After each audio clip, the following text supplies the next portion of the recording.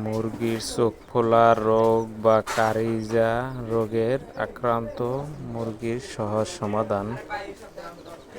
আমি আপনাদেরকে আজকে যে সমাধানের কথা বলবো, এগুলো আপনারা চোখের ড্রপ ইউজ করে এতটা তাড়াতাড়ি সমাধান পাবেন না, কারণ আমি নিজে ব্যবহার করছি, দেখতে আছেন আমি নিজেই দেই।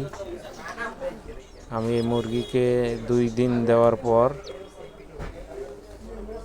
মুরগির চোখ ভালো হয়ে গেছে। আর এই ব্যাক্ট্রোসিন যে স্কিনে যে মলমটা দেখতে আছেন, ব্যাক্ট্রোসিন মলম, এটা হচ্ছে ব্যাকটেরিয়া বিরুদ্ধে কাজ করে। যেমন মুরগির চোখে কোনো ধরনের পোকা, অবশ্যই তো মুরগির চোখ ফোলা মানে চোখে পোকা আক্রান্ত। তারপরে দেখা যায় অনেকে কাঠের গুঁড়া ইউজ করি, আমরা বোর্ডিংয়ের সময় ওই কাঠের গুঁড়ো দিই, কাঠের গুঁড়ো মুরগি পালন করি। আবার মশায় কামড় দেয়, এই জন্যই দেখা যায় এই সমস্যাগুলো হয়।